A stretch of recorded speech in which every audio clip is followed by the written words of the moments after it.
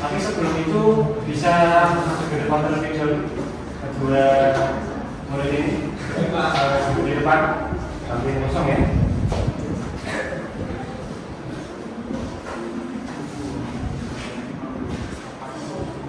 Baiklah.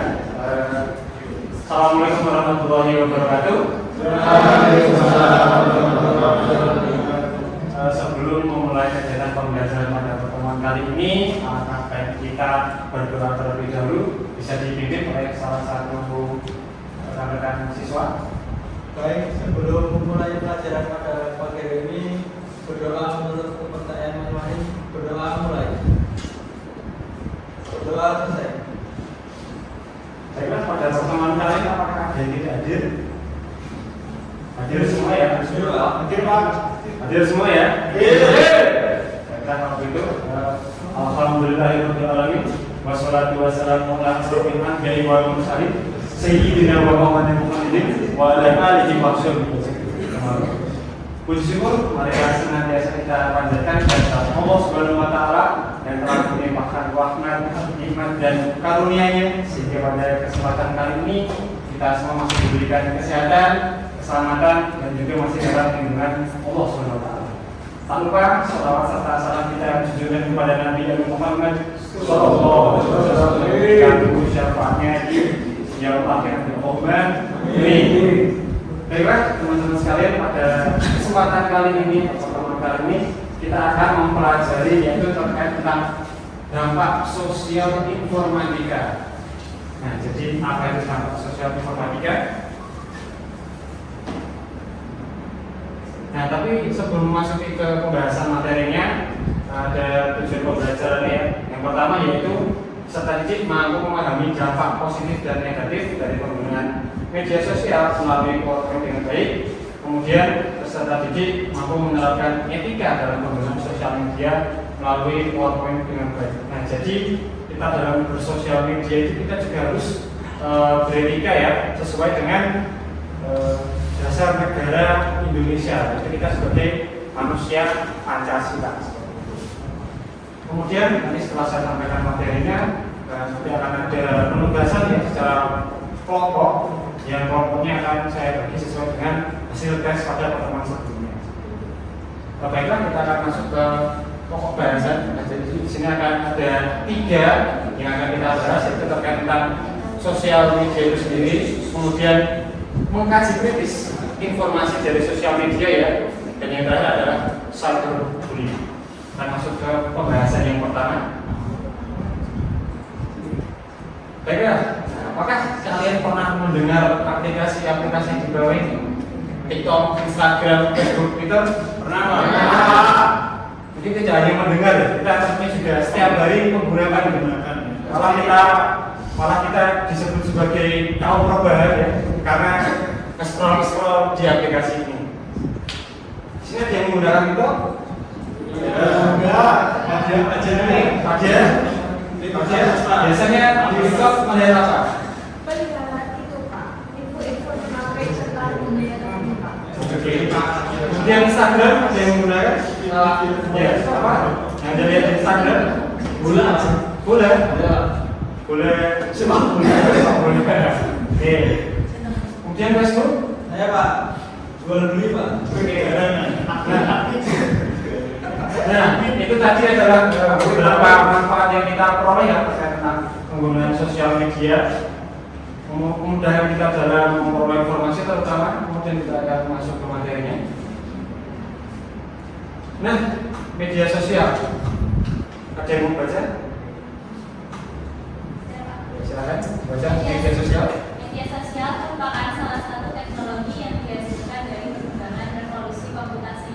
Media sosial adalah media interaktif yang memungkinkan penggunanya untuk berkreasi, menuliskan ide dan ekspresi, serta membagikan informasi tersebut dalam komunitas virtual.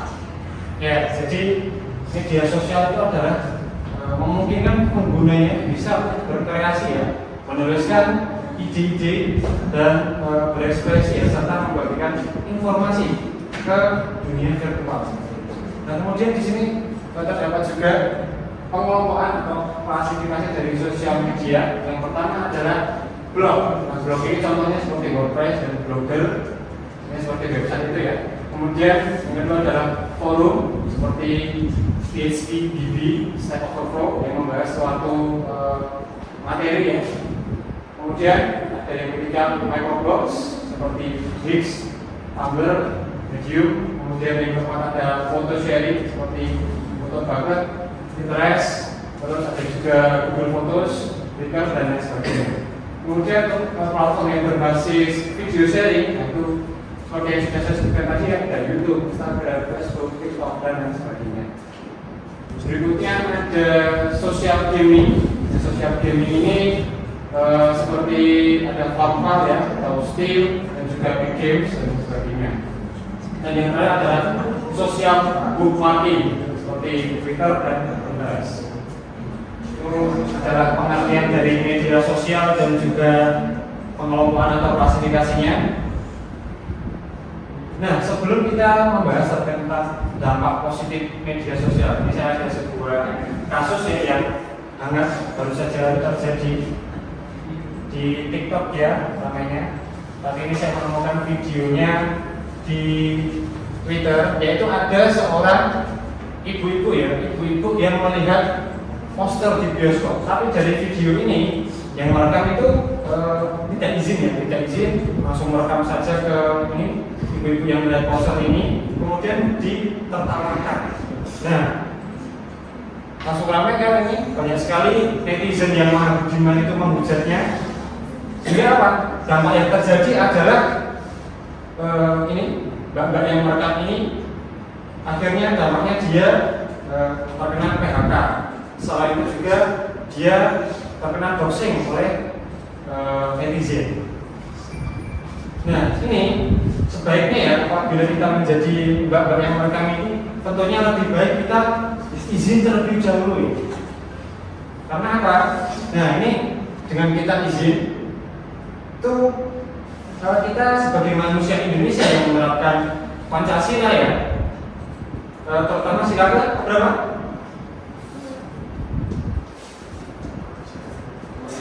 Ya, sila kedua ya, kemanusiaan yang adil dan beradab. Nah, ini tidak mencerminkan sila tersebut.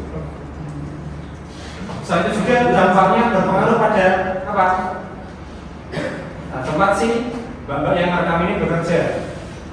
Ini kan setelah ditelusuri oleh netizen ya, diketahui bahwa yang merekam ini tempat tinggalnya di Bogor. Kemudian kerja di salah satu sebuah dealer motor. Nah, otomatis penjualan dari dealer motor ini juga mengalami penurunan. Nah, konsumen jadi kurang percaya lagi pada dealer motor tersebut. Jadi itu ya dampak yang ditimbulkan. Maka dari itu kita sebagai manusia ya, terutama manusia Indonesia, tentunya kita dalam bertindak kita harus mewaspadai dan menerapkan nilai-nilai setiap sila yang ada pada Pancasila. Baiklah, kita akan masuk kembali lagi ke dampak-dampaknya. Dampak positif terlebih dahulu ya. Yang pertama adalah kedekatan sosial antar penggunanya. Jadi kedekatan sosial akan membawa pengaruh baik dalam hal saling membantu antar kelompok dan saling berbagi konten yang bermanfaat. Seperti tadi Mas Dika menggunakan Instagram, jadi lebih aktif dan lebih mengerti tentang bola ya. Terus yang kedua adalah mempermudah komunikasi. Media sosial dapat membantu mempermudah komunikasi sehingga perusahaan besar maupun menengah dan yang kecil ya atau mikro dapat memanfaatkannya untuk pemasaran produk ke pelanggan, jadi memperluas pasar ya. Kemudian yang ketiga adalah proses rekrutmen karyawan. Nah, media sosial ini dapat digunakan juga oleh perusahaan-perusahaan ya maupun usaha-usaha lokal untuk melihat rekam jejak calon karyawan saat proses rekrutmen karyawan. Dan yang terakhir adalah menegakkan hukum dan investigasi ya. Ya, jadi kita tahu ya untuk sosial media ini powernya sangat luar biasa sekali, yang pertama di Indonesia ya. Kita tahu bahkan kelembagaan hukum negara kita itu kalah ya sama yang di puncak teratas yaitu netizen dan paling atas. Bahkan MK presiden pun di bawahnya netizen. Baiklah, kita lanjut berikutnya. Nah, kemudian selain dampak positifnya tentu juga ada dampak negatif dari sosial media ya. Yang pertama adalah pengaruh terhadap kesehatan emosional, itu tergantung dari konten yang ambil ya di sosial media kita masing-masing terkait tentang apa yang ditampilkan. Nah, sebenarnya sosial media itu dapat berdampak positif dan negatif ya terhadap kesehatan emosional. Namun sisi negatifnya sering muncul lebih banyak. Nah, perasaan iri dan tidak puas dengan diri sendiri dapat muncul setelah melihat postingan temannya ataupun postingan artis-artis ya yang sering banget flexing di sosial media. Nah, itu membuat beberapa orang iri ya. Nah, kemudian, nah ini yang paling sering nih, berita bohong atau hoax ya, dan ujaran kebencian atau hate speech. Nah, media sosial memungkinkan pengguna yang mengunggah berita karena ini tidak ada hukum yang dengan jelas mengatur tentang hal tersebut ya, sehingga banyak sekali bahkan perorangan ya yang membagikan informasinya.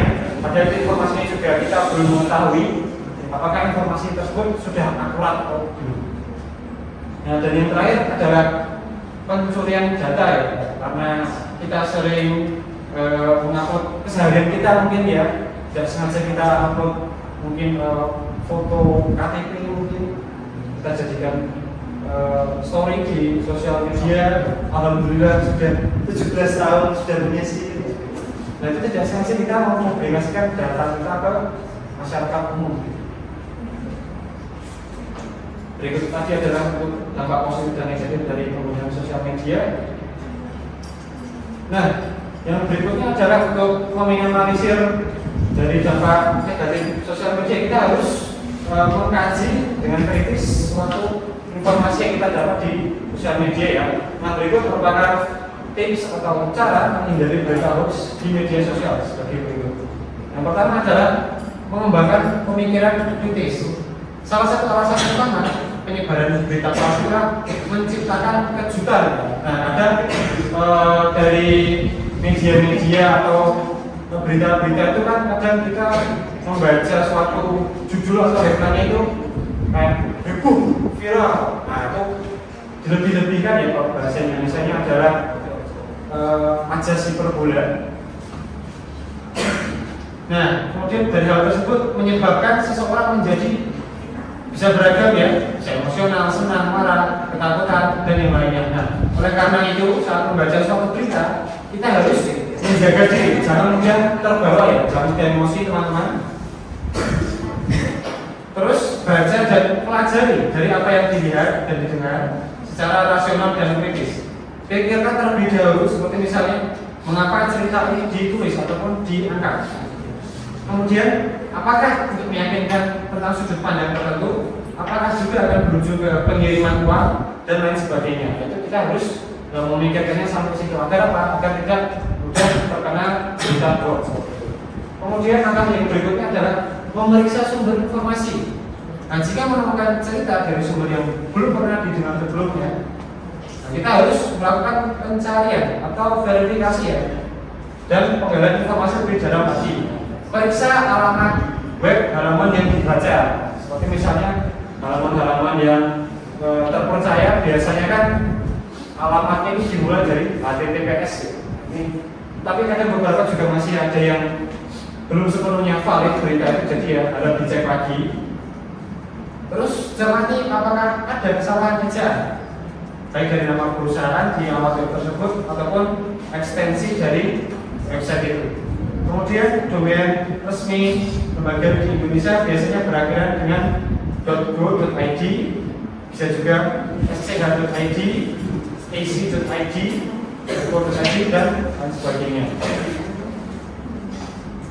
Berikutnya adalah melakukan check and recheck dari liputan lain. Nah, jadi kita ngecek dari satu liputan media ya, kita juga perlu memverifikasinya dari media berita yang lain seperti itu. Kemudian cek validasi gambar. Nah, biasanya kan banyak sekali kan gambar-gambar yang diedit kemudian dijadikan konten di suatu website berita seperti itu. Kita harus memperhatikan juga terkait gambar tersebut. Nah, kemudian dampak yang lain selain hoax ya, dari penggunaan sosial media, yaitu terkait tentang cyberbullying atau bullying secara cyber ya. Cyberbullying adalah perundungan atau pembulian ya di dunia maya menggunakan media digital. Nah, ada yang ingat di sini kasus Justice for Audrey dulu? Ya, itu merupakan salah satu contoh cyberbullying ya. Tapi ini termasuk ke dalam hoax juga. Karena apa?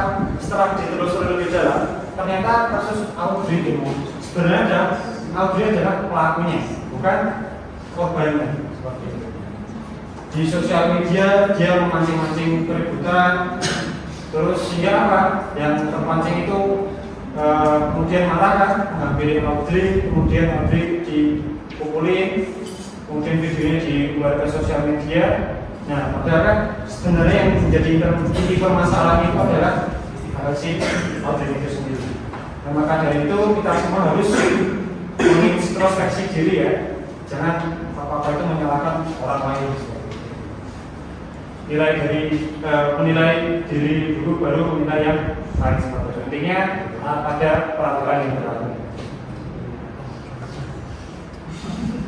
Nah, berikutnya adalah tips untuk mencegah cyberbullying. Yang pertama adalah jika seseorang mengunggah sesuatu yang menyakitkan tadi di sosial media kalian ya, yang perlu dilakukan adalah mencoba melaporkan ya pada pihak bukan langsung pihak berwajib ke sosial media dulunya.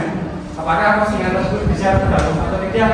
Dengan baik-baik kita meminta orang yang memposting tersebut untuk menghapus. Kemudian, nah, jika seseorang mengancam dalam bentuk apapun di sosial media, nah kemudian bisa dilakukan dengan melaporkannya ya, atau juga memblokir akun tersebut. Kemudian laporkan cyberbullying. Melaporkan cyberbullying ya, nah, aplikasi media sosial memiliki mekanisme untuk melaporkan perundungan di dunia maya, terutama di Instagram, Facebook, itu sudah terdapat fiturnya. Nah, ini yang harus kita waspadai ya teman-teman ya. Baiklah, untuk berikutnya adalah terima kasih. Tadi adalah materi yang saya sampaikan. Apakah ada pertanyaan? Sudah bisa dipahami ya dengan materi yang saya sampaikan? Baiklah, berikutnya sesuai yang sudah saya sampaikan tadi, kita akan lanjut ke kelompok ya, membahas terkait permasalahan yang sudah saya buat sesuai dengan kelompoknya. Silakan bisa ke kelompoknya dan langsung mengerjakan. Bagaimana? Apakah ada kesulitan dalam mengerjakan? Ya. Gimana? Sudah selesai? Saatnya presentasi dari hasil yang telah kalian kerjakan. Silakan kelompok pertama mempresentasikan hasilnya.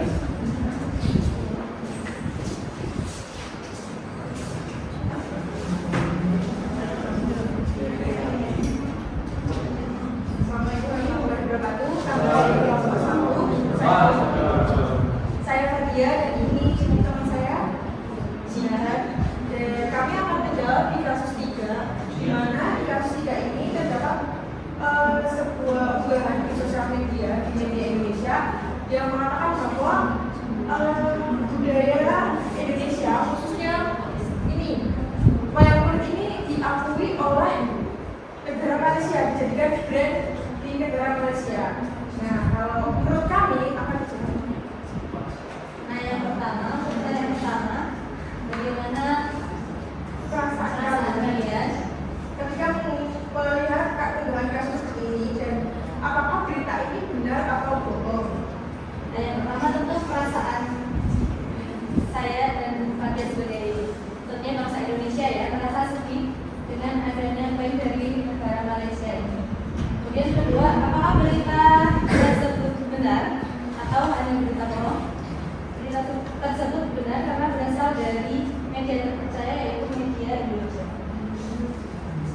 Terima kasih. Sekian keseruan dari kami. Wassalamualaikum warahmatullahi wabarakatuh. Waalaikumsalam warahmatullahi wabarakatuh.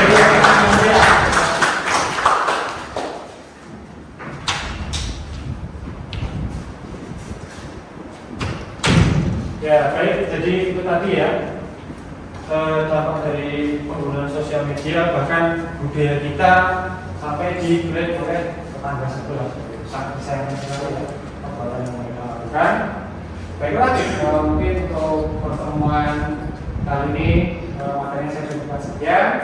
Kesimpulannya apa? Ada yang paham? Ada yang bisa jawab? Ya? Jadi kita sebagai pengguna media sosial media itu harus bijak dalam menggunakan. Kita harus bisa memilih informasi yang benar dan yang hoax itu seperti apa. Dan ketika ada tanda-tanda cyberbullying itu kita harus melakukan langkah-langkah seperti melaporkan, memblokir, gitu Pak. Ya, betul sekali ya. Jadi kesimpulan dari materi yang kita pelajari pada pertemuan kali ini, jadi kita harus bijak ya dalam bersosial media. Tentunya dalam kita bersosial media itu kita harus menerapkan nilai-nilai Pancasila ya, karena kita sebagai masyarakat Indonesia kita harus menjunjung tinggi nilai-nilai Pancasila seperti itu. Baiklah, saya coba sekian untuk dari pertemuan kali ini. Untuk pertemuan depan, karena ini sudah pertemuan terakhir ya, pertemuan depan supaya sudah puas. Semoga materi yang saya sampaikan selama 1 semester ini dapat bermanfaat bagi kalian semua, dan besok untuk mengerjakan kelasnya mendapatkan nilai yang bagus. Amin. Saya coba sekian, bisa dipimpin berdoa. Baik, sebelum mengakhiri pelajaran, mari kita berdoa menurut kepercayaan masing-masing. Berdoa mulai. Berdoa selesai. Baiklah, kurang lebihnya saya mohon maaf. Wabillahi taufiq. Assalamualaikum warahmatullahi wabarakatuh. Waalaikumsalam warahmatullahi wabarakatuh.